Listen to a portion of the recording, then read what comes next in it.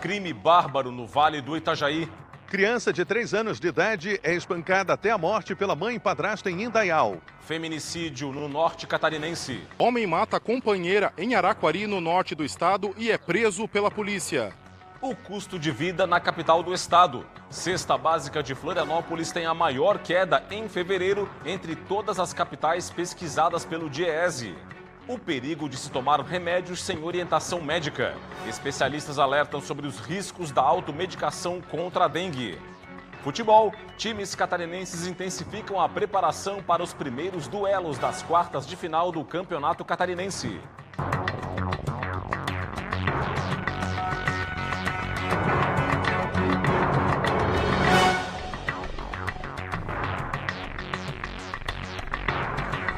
Olá, uma boa noite para você. O Band Cidade desta quinta-feira começa com um crime bárbaro em Indaial, no Vale do Itajaí. Uma criança de 3 anos foi espancada até a morte. Os autores dessa barbaridade foram a mãe da menina e o padrasto dela. A brutalidade desse crime chocou a comunidade e a família da vítima, que mora em Ibirama, no Alto Vale. O repórter Ronaldo Penido vai contar essa história pra gente. O corpo da menina Isabelle de Freitas foi encontrado ontem em Indaial, cidade a cerca de 160 quilômetros de Florianópolis. Ela estava desaparecida há 2 dias. A polícia de Santa Catarina confirmou que a menina foi espancada até a morte. Após cometer o crime, o casal colocou o corpo em uma mala e enterrou nas proximidades da BR-470. Os investigadores também disseram que encontraram divergências nos depoimentos prestados pela mãe e pelo padrasto de Isabelle. Criado um cenário inicial de que a criança poderia ter sido sequestrada dentro da própria casa. Fato é que a gente identificou já, no primeiro momento da tarde, quem seria o tal veículo, quem seria o proprietário do tal veículo. A pessoa foi ouvida aqui na delegacia e ficou bem claro para a gente de que essa pessoa ela foi até ali a pedido do padrasto da criança, no período da tarde, e que ninguém entrou no veículo. Além do motorista de aplicativo utilizado para forjar um sequestro, o casal ainda aparece nestas imagens carregando uma mala. Na delegacia, a verdade sobre o desaparecimento veio à tona. Dentro da mala estava o corpo de Isabelle. Primeiro ali, o padrasto da criança confessou, e num primeiro momento narrou que tinha iniciado as agressões, e que a mãe também teria participado e que em determinado momento a criança teria evoluído ao óbito, e a partir do momento que a criança evoluiu ao óbito, que eles perceberam que a criança estava morta, eles tiveram a ideia de se livrar do corpo. E aí, quando eles se livram do corpo, eles colocam a criança dentro de uma mala e saem os dois com a criança dentro de uma mala, uma criança de 3 anos, criança morta. E levam essa criança para uma área de mata, ali na BR, na rodovia BR-470, e uma área de mata fechada, bem distante, e enterram essa criança ali. De acordo com a família, há suspeita de casos anteriores de maus-tratos, inclusive contra outro filho de 7 anos. Já teve casos que a gente presenciou no aspecto de a menina aparecer roxa, bateu, a menina de noite bateu com a cabeça. Teve um caso antes de Natal, que a menina, diz ela que a menina puxou um bule de café e queimou o rosto. Está muito claro para a polícia, tá? A partir da narrativa e da oitiva de testemunhas, inclusive uma testemunha que convivia com eles na residência, é de que eles praticavam os atos ali como uma forma de correção. Com base nas informações, a polícia deve concluir o inquérito nos próximos dias. O casal segue preso. O corpo de Isabelle foi sepultado hoje no cemitério de Ibirama. Uma mulher italiana foi assassinada pelo marido em Araquari, no norte do estado. O corpo dela só foi localizado nesta quarta-feira, enterrado em um quintal. Mais um caso de feminicídio é registrado no norte do estado.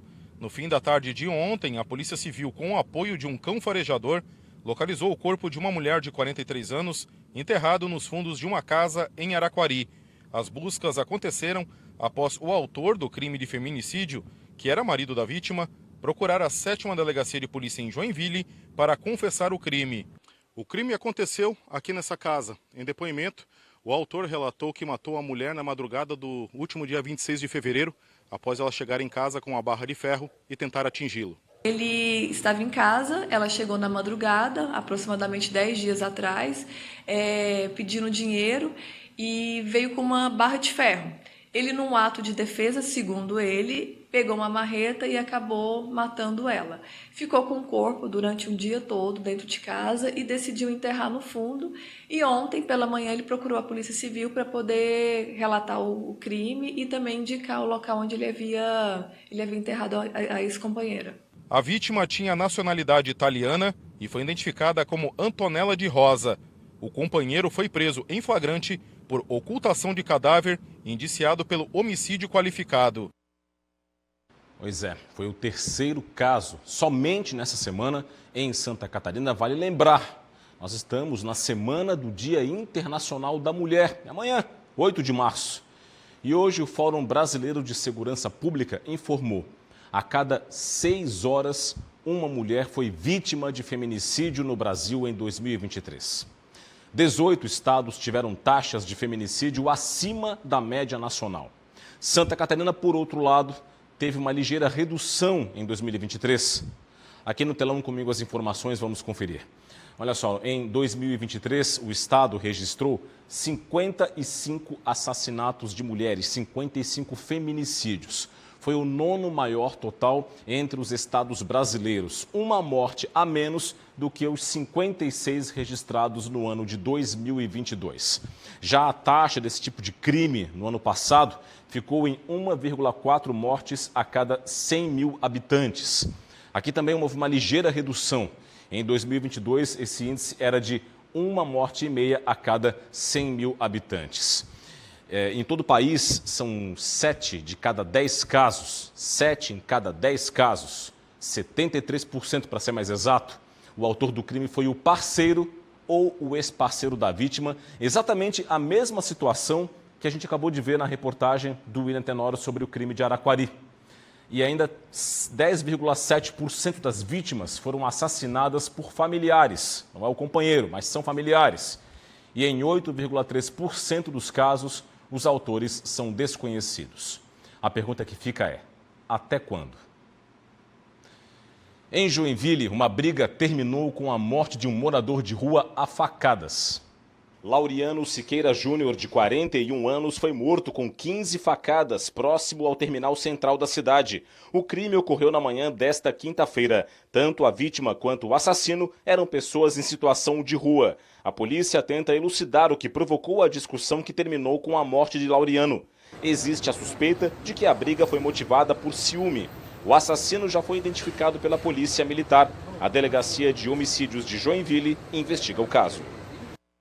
E a Polícia Civil deflagrou hoje a Operação Dissidentes para averiguar uma suspeita de corrupção na Prefeitura de Santo Amaro da Imperatriz, aqui na Grande Florianópolis.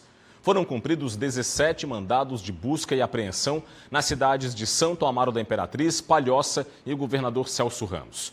As investigações apontam que pessoas físicas e jurídicas teriam pagado propina para agentes públicos de Santo Amaro da Imperatriz em troca de contratos com a Prefeitura.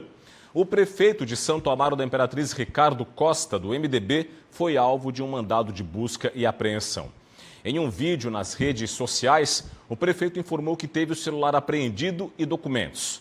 Afirmou compromisso com a honestidade e disse que em breve tudo vai ser esclarecido.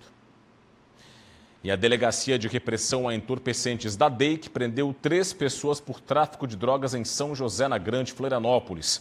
O trio fazia parte de um grupo criminoso que utilizava os Correios e outras transportadoras para postar encomendas de drogas para os mais diversos locais do país. Os entorpecentes eram camuflados, vejam só, em produtos como brinquedos infantis, panelas e até lixeiras. Foram apreendidos drogas, munições, objetos do tráfico e outros produtos. Uma pessoa morreu em um grave acidente na BR-470 em Rio do Sul, no Alto Vale. Outras 2 pessoas ficaram feridas.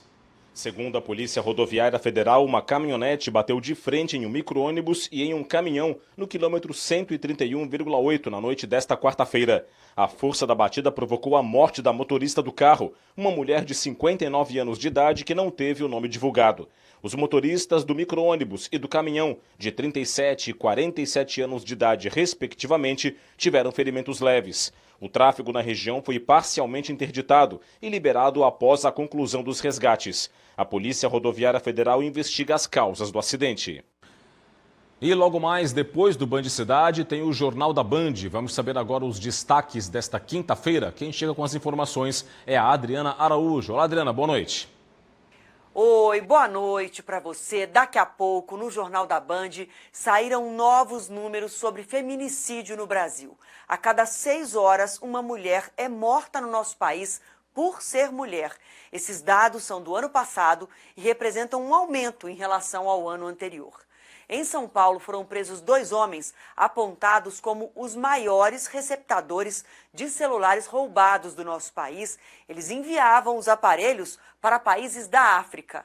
No Rio, a polícia está atrás de um bicheiro e acabou descobrindo que ele alugava uma mansão para um jogador do Flamengo e tudo em dinheiro vivo. E a expectativa dos fãs em relação a um show da Madonna, que deve acontecer na praia de Copacabana em maio. Os detalhes às 7h20, eu tô te esperando. Ainda hoje no Band Cidade, especialistas apontam os riscos da automedicação contra a dengue.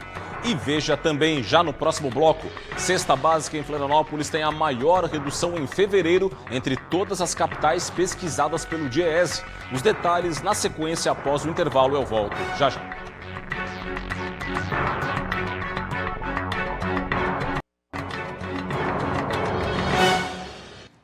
De volta para falar da cesta básica, Florianópolis foi a capital que teve a maior redução nos preços dos itens básicos em fevereiro, segundo o DIEESE. Aqui no telão as informações, no mês que passou, o conjunto dos itens básicos teve uma redução de 2,12% na comparação com janeiro, o mês imediatamente anterior. Essa redução, 2,12%, foi a menor, ou melhor dizendo, a maior entre as 17 capitais pesquisadas. No acumulado do primeiro bimestre do ano, alta de 3,28% na cesta básica em Florianópolis. E nos últimos 12 meses, alta acumulada de 4,87%. Com isso, a cesta básica da capital catarinense, que era de R$ 800,34 em janeiro, baixou para R$ 783,36 em fevereiro. De mais cara do país em janeiro, foi para a 4ª posição. Atrás do Rio de Janeiro, R$ 832,80, São Paulo, R$ 808,38, Porto Alegre, R$ 796,81. O comportamento dos preços. O preço do quilo do feijão subiu em todas as capitais. Aqui em Florianópolis, o aumento foi de 5,89%. Quebra de safra no Paraná e também a diminuição da oferta do feijão carioca por causa do clima adverso para a colheita explicam este aumento. A manteiga teve a maior alta em Florianópolis, 4,97%. A banana também aumentou em todas as capitais com menor nível de oferta. Já o arroz teve uma queda de 1,65% aqui na capital do estado. Por fim, o DIEESE calcula o salário mínimo ideal para manter uma família de 4 pessoas. Esse valor deveria ser de R$ 6.996,36. Seria um sonho, né, se fosse esse o mínimo. Mas ele, infelizmente, é 4,95 vezes o mínimo atual de R$ 1.412. O governador Jorginho Melo renovou o termo de cooperação técnica com o Ministério Público Estadual para a manutenção das importantes atividades do GAECO, o Grupo Especial de Combate ao Crime Organizado.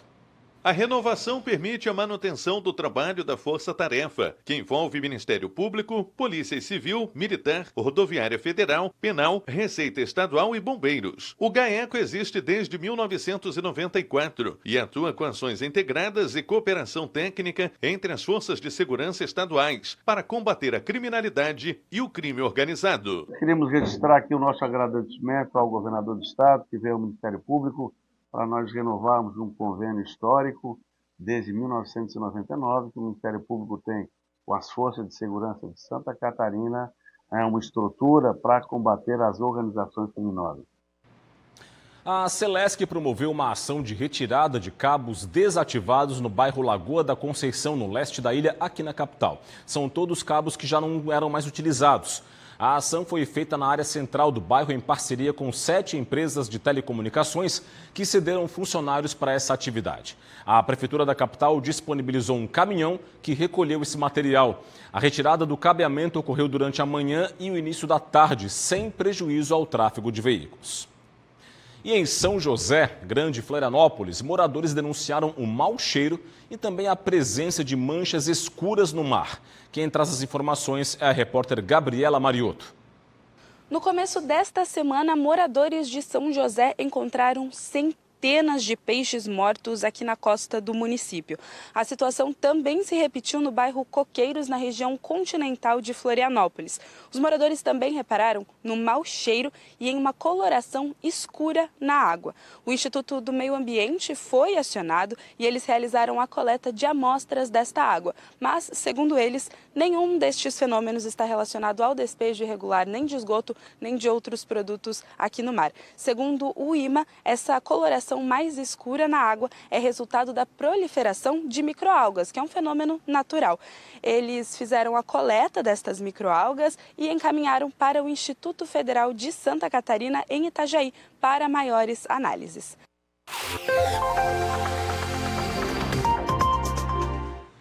A sexta-feira vai ter influência de um sistema de alta pressão no litoral sul do Brasil e também por uma área alongada de baixa pressão, que é o famoso cavado, entre o Rio Grande do Sul e Santa Catarina. Resultado de tudo isso, o dia vai ser instável com predomínio de nuvens em todo o estado catarinense. Essa chuva vai ficar até mais intensa a partir da tarde e tem risco de temporais localizados, especialmente no grande oeste de Santa Catarina.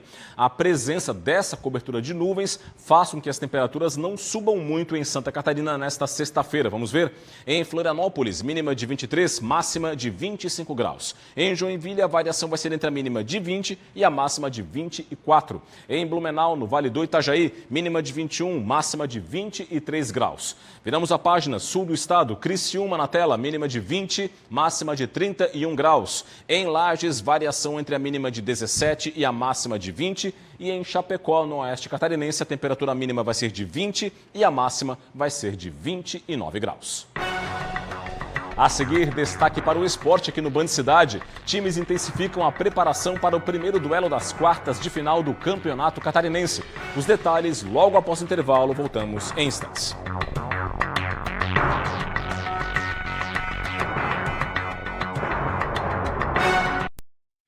Band Cidade. De volta com o Band Cidade para destacar a educação profissionalizante, que é uma importante ferramenta para mudar a realidade de muitas pessoas e que faz toda a diferença. O SESI e o SENAI de Santa Catarina, entidades que pertencem ao sistema Fiesc, estão com inscrições abertas para mais de 1.000 vagas na educação básica e profissional. São cursos presenciais e à distância. Ao todo, são 21.100 vagas presenciais e 20.200 à distância. No Senai, são 34.800 vagas em mais de 730 cursos de educação profissional, incluindo aprendizagem industrial, cursos técnicos, extensão profissional, pós-graduação e cursos de qualificação de curta duração. Já o SESI tem 6.500 vagas para a educação básica, continuada e em saúde e segurança. Para se inscrever e tentar uma das vagas disponíveis, basta acessar o site cursos.sesisenai.org.br.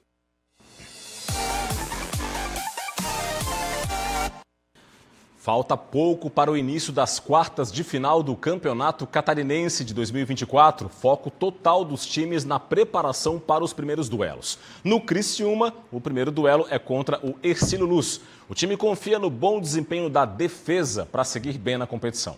Das categorias de base ao profissional, tudo como manda o figurino. Titular nos últimos 2 jogos do Criciúma no Campeonato Catarinense, o zagueiro Eric vive boa fase com a camisa tricolor. Na minha opinião, acho que eu venho fazendo bons jogos, né? Procurando fazer o mais simples possível. O que eu fazia na base, eu faço no profissional e é seguir evoluindo cada dia mais. De olho nas quartas de final do Catarinense, o técnico Cláudio Tencati passou a contar com uma nova peça para o sistema defensivo na temporada 2024.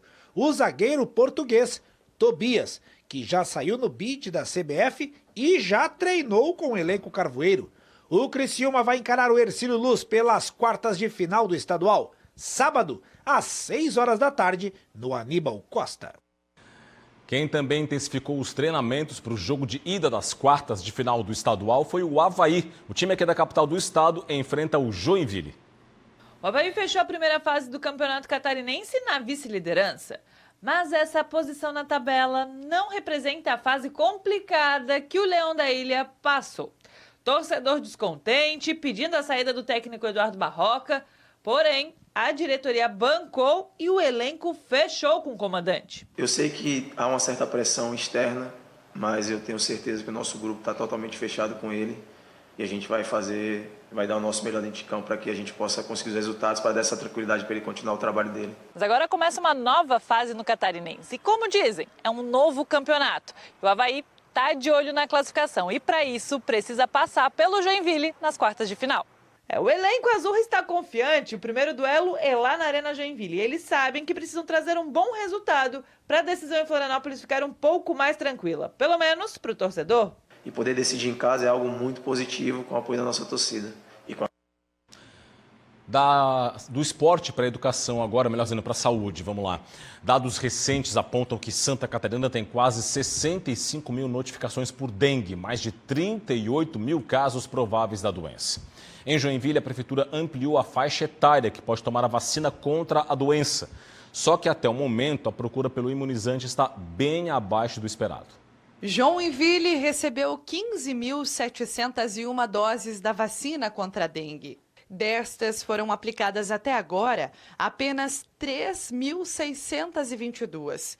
Com isso, a Diretoria de Vigilância Epidemiológica do Estado recomendou, por meio de um documento, a ampliação da oferta da vacina para o público-alvo. A medida foi adotada depois que o município avaliou que a procura pela imunização está baixa. Esta primeira remessa havia sido destinada à aplicação da primeira dose em crianças de 10 e 11 anos. Agora, adolescentes até 14 anos também poderão ser vacinados. Os interessados podem procurar uma das unidades básicas de saúde da família de Joinville em todas as regiões da cidade ou a sala de vacina central. A imunização contra a dengue é composta por 2 doses, aplicadas com intervalo de 3 meses entre a primeira e a segunda. Só não podem receber a vacina pré-adolescentes que tiveram dengue há menos de 6 meses ou que estejam com suspeitas da dengue, febre ou sintomas gripais. Bom, e por falar na dengue e em outras doenças também, os médicos fazem um alerta para um hábito que a população tem em vários locais, que é ter aquela caixinha de remédios em casa e a qualquer sinal de uma enfermidade, a pessoa já vai lá direto para a caixinha e já toma o seu remédio. Ou seja, isso é chamado de automedicação. Tomar remédio por conta própria, essa prática já é arriscada para outras doenças e pode se tornar ainda mais perigosa se a ideia for combater a dengue. Veja agora na reportagem da Gabriela Mariotto. Os sintomas da dengue já são conhecidos. Dor atrás dos olhos, enjoo, vômito, febre. Acho que é só, né? E dor no corpo. Com cada vez mais informação sobre a doença, muita gente acaba fazendo o autodiagnóstico, dispensando o atendimento médico, sem saber que podem estar fazendo mal para a própria saúde. Vocês sabem quais remédios vocês podem e não podem tomar em caso de suspeita de dengue? Não sei. Já são quase 12 mil casos confirmados de dengue em Santa Catarina só neste ano. Dor no corpo, febre alta e enjoo são sintomas que acendem um sinal de alerta. Ao apresentar qualquer um deles, é importante procurar atendimento médico para diagnóstico e não tomar remédios por conta própria. Isso porque alguns medicamentos podem piorar o quadro da doença. A maioria dessas medicações que o pessoal toma assim, descuidadamente, anti-inflamatórios, aspirina, Biofenac, Voltaren, todos esses ibuprofeno, a gente evita isso, porque não adianta querer dar anti-inflamatório num quadro onde predomina inflamação e, na verdade, alteração vascular. Ah, mas eu estou com febre. Então toma um analgésico, né? Um antipirético, como a dipirona, como o Tilenol, o paracetamol. O tratamento da dengue dura de 5 dias a 1 semana. Neste tempo, o ideal é beber muita água e tomar os remédios certos. O principal remédio da dengue, fora o remédio para baixar a febre, é a hidratação. Hidratação vigorosa, com água, com soro caseiro, né? E a gente fala de hidratação, né? Toma um copo d'água, né? Tomar 2, 3, 4 litros de água, muitas vezes, num período de 24, 48 horas. Se hidratar bastante, porque aí passa aquele estado crítico da dengue, de choque, e aí a pessoa segue bem. Bom, e antes de encerrar, tem uma informação importante sobre o Dia da Mulher. Amanhã, Dia da Mulher, dia 8 de março, a Prefeitura de Florianópolis vai fazer uma campanha, uma programação toda especial na região central da cidade. O primeiro evento vai ser um café da manhã ao som da Banda do Exército, das 6h30 às 8h30 da manhã, no vão entre o Terminal de Integração do Centro, o T100, e o Camelódromo. Às 11 da manhã, tem retratos que vão ser feitos e doados para mulheres pela fotógrafa Joyce Mussa na Praça 15 de Novembro. A programação completa você confere no nosso portal tvbv.com.br, assim como as reportagens da edição de hoje. Já que ficamos por aqui, vem aí o Jornal da Band com as informações do Brasil e do mundo. Para você, um forte abraço, muito obrigado pela audiência, uma boa noite e até amanhã. Tchau, tchau.